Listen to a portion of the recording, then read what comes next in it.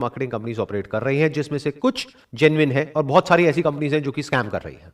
In fact पास में भी ऐसी बहुत सारी कंपनीज हैं जिन्होंने पब्लिक के साथ में बहुत बड़ा स्कैम किया। उसके बाद में या तो वो कंपनीज बंद हो गई या उनके जो ओनर्स थे उन्होंने सारा पैसा इकट्ठा किया पब्लिक का और वो भाग गए। और जब इस तरह के स्कैम्स बहुत ज्यादा बढ़ गए हमारी कंट्री में, तो गवर्नमेंट ऑफ इंडिया ने एक बहुत ही अच्छा स्टेप उठाया पब्लिक वेलफेयर के लिए। Consumer protection direct selling rules को इंट्रोड्यूस किया।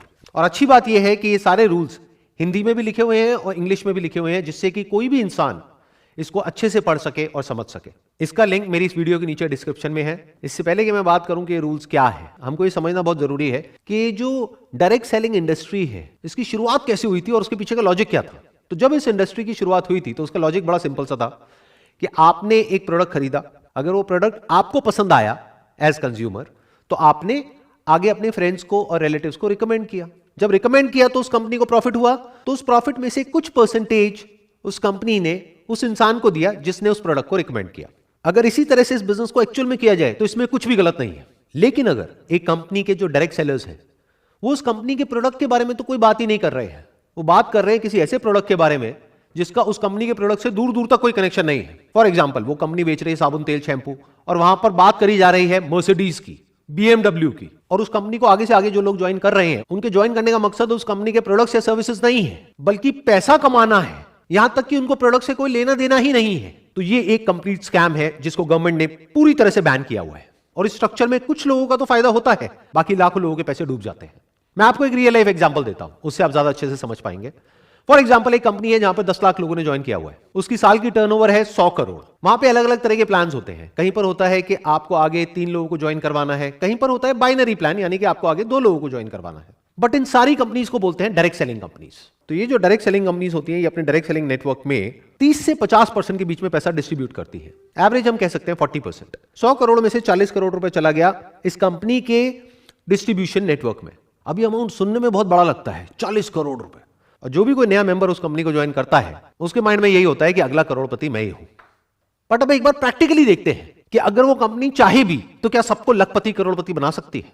ज्यादातर क्या होता है कि इन कंपनीज में आप एक पैटर्न देखोगे, हर कंपनी का कोई ना कोई एक फेस होता है। वो एक इंसान स्टेज पर आकर के खड़ा होता है, वहां पर वो इंसान आकर के स्टेज पे सबके सामने अपनी इनकम को शेयर करता है और सबको बताता है कि उसके पास में कौन सी गाड़ी है। ज्यादातर इन लोगों के पास में मर्सिडीज होती है, और मर्सिडीज का भी कोई छोटा मोटा मॉडल नहीं, 3 करोड़ का, 4 करोड़ का।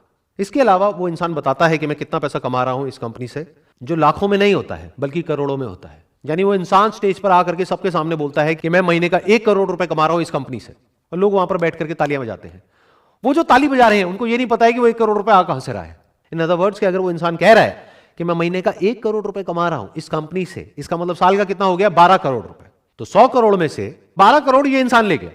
इसके अलावा आप एक और बहुत इंटरेस्टिंग पैटर्न ऑब्जर्व करोगे अगर ध्यान से इस कंपनी के स्ट्रक्चर को समझोगे, कि वो जो एक इंसान होता है उसके नीचे कुछ लोग होते हैं जिसको डाउनलाइन बोलते हैं। उसमें 20 से 30 लोग ऐसे होते हैं जो महीने का लाखों रुपए कमा रहे होते हैं। तो अब एक बेसिक सी कैलकुलेशन करते हैं कि उस कंपनी में जो बाकी के लोग हैं, यानी 10 लाख लोग हैं, उनके हाथ में कितना पैसा आ रहा है। 12 करोड़ मिला उस एक इंसान को जो टॉप पर बैठा है, और 30 करोड़ मिला 29 लोगों को जो उससे नीचे वाले लेवल पर है, यानी हो गया 42 करोड़। यानी कि 42% पैसा यहां पर डिस्ट्रीब्यूट हो गया है। अब मैं मान लेता हूं उस कंपनी का पे आउट है 50%, तो बचा कितना, 8%, 8 करोड़ रुपए। ये 8 करोड़ किसके हाथ में आया, बाकी के जो 10 लाख लोग हैं उनके हाथ में। तो एक इंसान के हाथ में आता है 80 रुपए साल का। अब यहां पर समझने वाली बात यह है कि जो 80 रुपए है ये कैलकुलेशन के लिए एक एवरेज है, बट ऐसा एक्चुअल में नहीं होगा। एक्चुअल में क्या होगा, किसी के हाथ में हो सकता है 8,000 भी आ गया, किसी के हाथ में कुछ भी नहीं आया। तो मैं कोई नहीं होता आपको ये बोलने वाला कि आपको ये करना चाहिए नहीं करना चाहिए, ये डिसीजन आपका है, क्योंकि सिर्फ आपका पैसा नहीं लग रहा है, आपका टाइम भी लग रहा है। प्लस जब आप ऐसी कंपनीज को ज्वाइन करते हो तो बहुत सारी ऐसी कॉस्ट होती है जिसको आपने शुरू में कैलकुलेट नहीं किया होता है। जैसे इन कंपनीज के जो सेमिनार्स होते हैं, यूजुअली उसके लिए आपको टिकट खरीदनी होती है, ट्रैवल के पैसे लगते हैं, आपका टाइम यहां पर लग रहा है। तो आपको सारी कैलकुलेशंस करके चलना है कि आपने कितना पैसा और कितना टाइम लगाया, और साल के एंड में आपके पैसा कमाने की पॉसिबिलिटी क्या है। यानी कि अगर उस कंपनी में 10 लाख लोग हैं और कोई एक इंसान आकर के बोल रहा है कि मेरे पास में 3 करोड़ की गाड़ी है और 1 करोड़ रुपए मैं महीने का कमा रहा हूं, तो वहां पर बैठ करके तालियां नहीं बजानी है, बल्कि उस इंसान से यह पूछना है कि आपके ऐसे और कितने हैं इस कंपनी में। यह पूछना क्यों जरूरी है, क्योंकि वो पैसा वो जो इंसान कमा रहा है वो आपकी जेब से आने वाला है। तो अब सवाल ये उठता है कि क्या सारी मल्टी लेवल मार्केटिंग कंपनीज जितनी भी है वो सब फ्रॉड है। ऐसा नहीं है, कुछ कंपनीज जेन्युइन भी है। लेकिन अब इस फर्क को कैसे किया जाए कि कौन सी कंपनी जेन्युइन है और कौन सी फ्रॉड है। तो आज हम यही काम करने वाले हैं, हम डिटेल में समझने वाले हैं कि कौन सी कंपनी जेन्युइन है और कौन सी फ्रॉड है। इसके बेसिस पे नहीं कि मुझे क्या लगता है या आपको क्या लगता है, बल्कि इसके बेसिस पर कि हमारी कंट्री का लॉ क्या कहता है। 28 दिसंबर 2021 को गवर्नमेंट का एक नोटिफिकेशन आता है जिसमें कि जितनी भी डायरेक्ट सेलिंग कंपनीज हैं उन सब के लिए प्रॉपर गवर्नमेंट ने कुछ रूल्स बनाए। मैंने डिटेल में इन सारे रूल्स को स्टडी किया और इसमें से कुछ इंपॉर्टेंट पॉइंट्स को हाईलाइट किया हुआ है जो हम सबके लिए एज कंज्यूमर समझना बहुत इंपॉर्टेंट है। इसमें कहा जा रहा है, no direct selling entity shall adopt any unfair trade practice in the course of its business or otherwise and shall abide by the requirements specified in any law for the time being in force.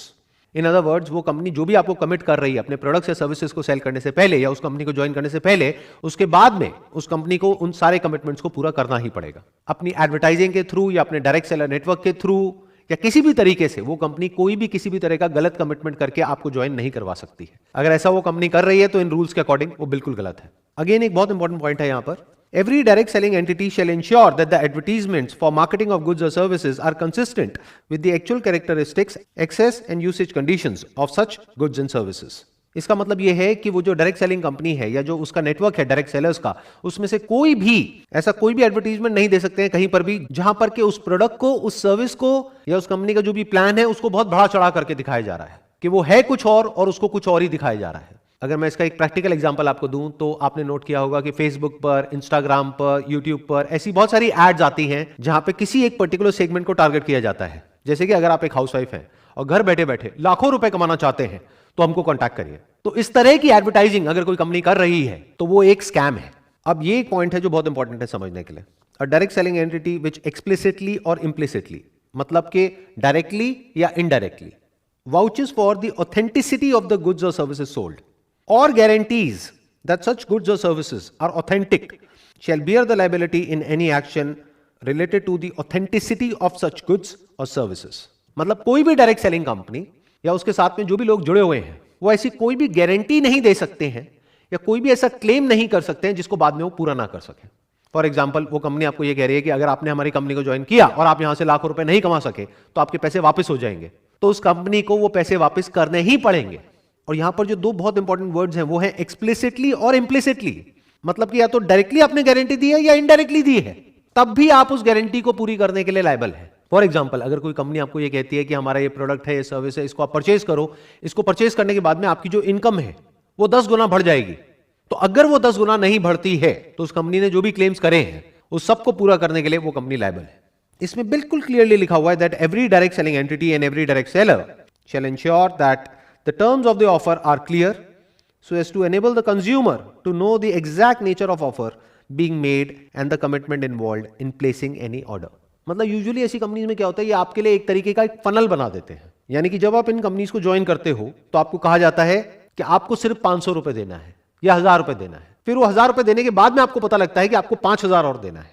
फिर उसके बाद में आपको पता लगता है कि अब अगर अपने बिजनेस को आपको बढ़ाना है, आपको कमीशन चाहिए, तो आपको 5000 नहीं देना है, अब आपको 30000 देना है। एक तरह का एक ट्रैप बना दिया जाता है जहां पर आप अंदर जाकर के फंसते ही चले जाते हो। तो जो एक्चुअल इन्वेस्टमेंट होती है उस बिजनेस में वो उससे बहुत ज्यादा होती है जितनी की शुरू में दिख रही होती है या दिखाई जाती है। ये करना गलत है इन रूल्स के अकॉर्डिंग। आपको बिल्कुल क्लियर तरीके से उस इंसान को बताना है ज्वाइन करने से पहले, यानी उससे 1 रुपए भी लेने से पहले, कि इसी स्टेज पर इतना इतना पैसा लगने वाला है। जैसे बहुत सारी कंपनीज ऐसी होती हैं जहां पर के ज्वाइन करने के बाद में अगर उन कंपनीज को आप कहोगे कि हमको डेटा चाहिए जिस डेटा को हम कॉल कर सके और जिनको ये प्रोडक्ट और सर्विस बेच सके, तो उस डेटा के भी वो कंपनी आपसे पैसे लेगी। यानी वो कंपनी आपको बोलेगी कि एक लीड का आपको 40 रुपए या 50 रुपए देना है, तो अगर आपको 100 लीड चाहिए तो आपको 5000 रुपए देना है एक महीने का। साल का कितना हो गया? 60,000 रुपए।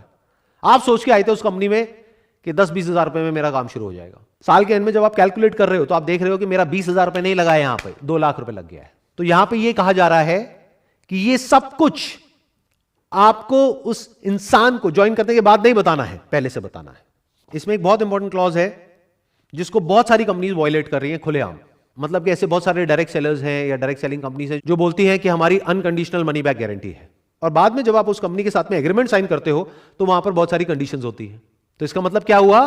कहा कि जो मनी बैक गारंटी है वो अनकंडीशनल है, जबकि एक्चुअल में जब एग्रीमेंट की बारी आई तो वहां पर बहुत सारी कंडीशंस है कि पहले आपको ये करना पड़ेगा, फिर ये करना पड़ेगा, फिर ये करना पड़ेगा, फिर ये करना पड़ेगा, तब जाकर के आपके पैसे आपको वापस होंगे। ये गलत है, ऐसा आप नहीं कर सकते हो।